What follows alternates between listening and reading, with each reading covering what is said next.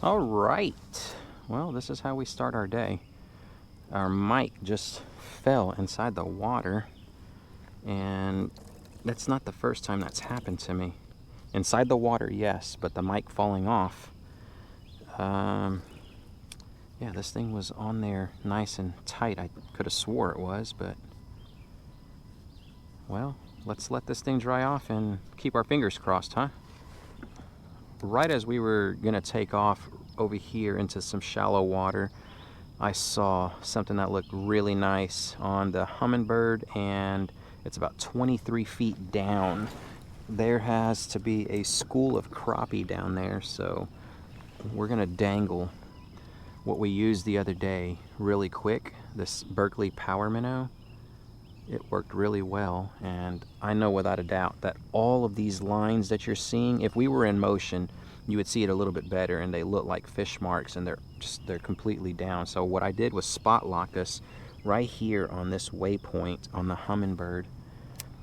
So we're there. We just got to get this thing straight down there, give it a dangle for a quick minute, and see if we can pull something up. All right, we're gonna get re-rigged. I just lost one of my hooks, very expensive ones as well, and I'm gonna show y'all what it is that I am currently using. Y'all ask about my Jig Heads from Z-Man, the Ned locks. So here they go right here. These are the three that I most commonly use. I did just purchase some 1/6 ounce, but you've got the 1/5 ounce, which are pretty hefty. Then you have the 1/10 ounce right there, which is a little bit lighter. This is close to a 1/8 ounce. And then this one is a 1/15, obviously closest to 1/16 of an ounce. This is what I'm going to use right now for crappie. Just using a simple trilene knot, a 4 twist, and 4. It's pretty much what I use for tying all my lures onto my leader line. Plenty strong enough, and gets the job done for me. There you go. Let's get our plastic put on. This is what I'm using right here, Berkley power bait. It's gone, but this is just a minnow. Man, the sun has baked these. I don't recommend leaving them inside the sun to bake. However, I have no choice, because I don't have any storage for the kayak right now. I'm gonna save this for later.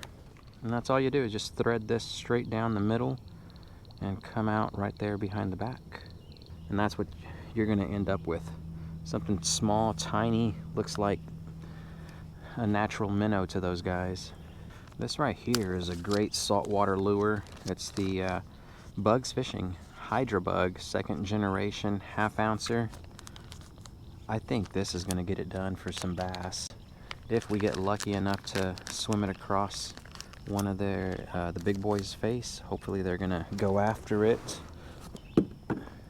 And what we're gonna do is what we always do: continue cruising the bank, just casting towards the laydowns. Let this kind of swim down there and retrieve it back, varying our cadence as far as twitches go. Alrighty, hello everyone, welcome back. Today, well, let's just talk about today. I'm pretty excited. Why, you ask? Because of this right here. I went shopping, and we went to Cabela's, which I was able to pick up quite a few pieces of plastic and some new hooks. So here we go. Got some 1/6 ounce Z-Man Ned locks, and then the 1/15 ounce. So we are pretty stacked. I don't care how many snags are down here.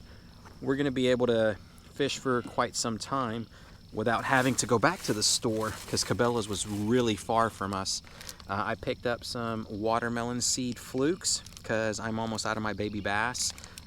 The selection was very limited there. It's like they got ransacked and they never restocked their shelves. So we were very limited. We got some, what are these colors? Chartreuse pumpkin lizards. Someone told me that they go after salamanders in here, so I never use lizards. I do have some at home, but didn't bring them with me. And I just thought like, hey, let's just buy one bag of plastics. Now, Senkos. These are the power bait variety from Berkley, and we'll see how these are gonna work. I love Finesse Worms, but they're not quite thick enough to give that like classic profile that the Senkos do. So we got some of those, and then just to get a small variety, I bought some Strike King ones. These are the watermelon red, which is the color that I absolutely love. I would have bought that inside all the other plastics because I can use them back home as well. Not to say that I can't use these back home. I definitely will, but I just prefer the watermelon red. I've had tremendous success in the past with them. I did buy some Finesse Worms, but these are the June bug color. The ones that I currently have are the black.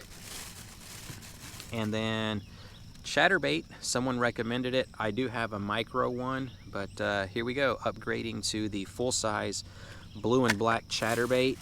And then I think this is the last bit of it, the Paca chunks. I think these are tiny Paca trunk from Netbait. These guys, I usually throw them on my saltwater plastics to give that crawfish presentation, and we were able to find some of them, so I bought 3 packs and I just consolidated it down to 1 because I use these a lot. So there we go.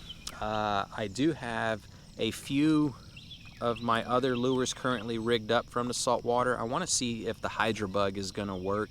So y'all saw me rig that one up earlier, and we still have the Berkley Power Minnow for. Okay, somebody's got a problem back there. We have that still rigged up for the crappie in case I pass over anything that looks like them. Then I'm going to be able to cast. I have made it to the fishing grounds, so let's get started. Keeping my fingers crossed that one of these Virginia lakes is going to be able to produce a big bass for me, and my feelings don't get hurt yet again for a 4th day. Let's get started.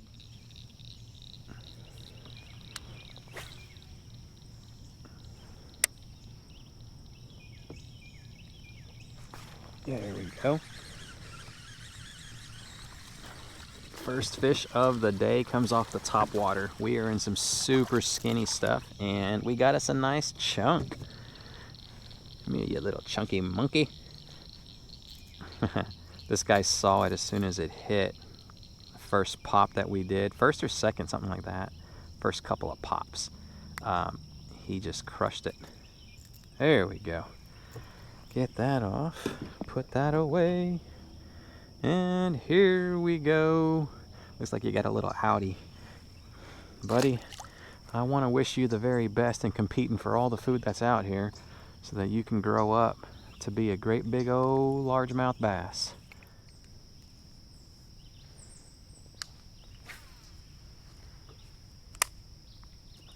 Oh, that guy just blew up on it the minute I moved it.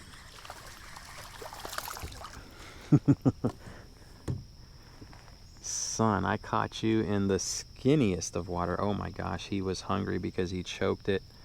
It is on the back, in the back of his mouth, right on the...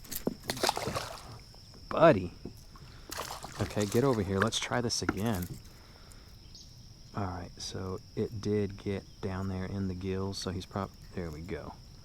Oh my gosh, such intricate work. Getting it done with the little tiny popper from Rebel.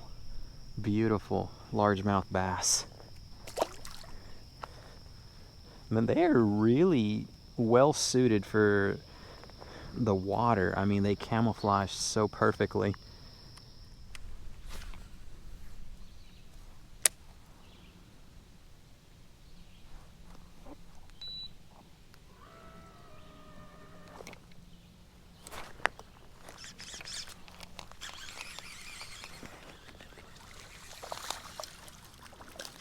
Okay, first little chunky bass on the lizard. Got him right here inside the weeds. All that grass. This dude took it and he was going down. He was like coming straight out to the middle of the water, going down. Bro, he's like half your size. What are you thinking with all of that excess growth on you? I don't even want to know what you've been doing, buddy. Just keep doing it and hopefully you get bigger.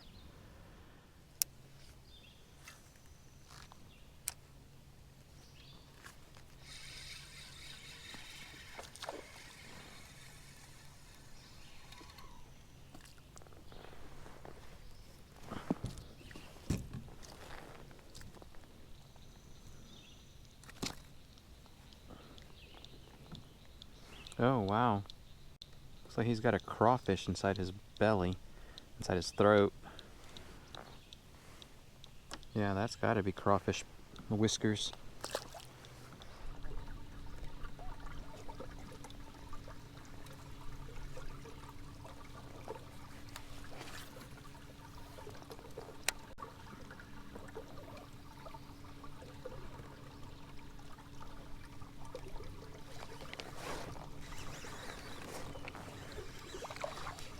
There we go. Hydro bug takes its first victim. Not a bad one. Saltwater lure in the freshwater, getting it done. As I was saying, here we go with the last lure that we have yet to try. I'm gonna do this like a Ned rig style, so I don't have much time to actually use this because y'all see that nastiness up there? Yep. That's the rain that was forecasted to hit us about an hour ago. Let's get this. We're gonna chop this fella in half. Oh man, almost perfect. Okay, so let's put that inside there. Let's get this right here. We're gonna get this guy rigged up and let's get a little bit of like traditional Ned rig style fishing going on. Man, I've been doing like Ned rig style fishing since before it was called Ned rig. Because I'm the type of guy that would do this right here before actually throwing your plastic away. I'm not trying to take credit for it. I'm just saying. It's funny how you do certain styles of fishing before it's even called like that style of fishing. Man, I hope I don't lose my lure or my hook because I just retied the entire thing. We got snagged up right down there. I thought I was seeing some fish, but yeah, mustn't have been seeing fish at all. Yeah, I think it's really time to start heading back. That's the last cast right there, ladies and gentlemen. It's getting dark. The pressure has completely dropped. I mean, it's cold now. That is my last cast. Come on, Ned rig. Oh, we had one too. Dang it. Oh my gosh. I got caught playing around with the weather. Oh, I can see the rain just beyond the dam. Yep, I know when I've worn out my welcome. we better hurry up. Oh my gosh. Oh my gosh, did we get rained on. I'm talking, it was coming down super hard, but it was only a cloud, that was it. All those high winds and everything. I thought it was just about to start storming big time and it was just a passerby cloud. But since we already loaded up, and I think I'm done though. We did manage to upgrade our PB for Virginia. We got 11.5 inches on a largemouth bass, so thumbs up for that. And yeah, tomorrow we'll see what it has in store for us. I'm definitely not coming back to this lake. True to every angler that I talk to, true to their word, it is hard to fish for the big fellas. I did everything you could possibly think of. I fished deep, I fished shallow, I fished slow, soft plastics, reaction strike baits. It just didn't work. So I'm gonna hit up something else. We'll get on Google Maps and try to find us another location to go. So just be patient. I know I am. And I will get right back out there again tomorrow, and we'll give it another good go. If you enjoyed this one, hit that thumbs up button. And until next time, tight lines, y'all.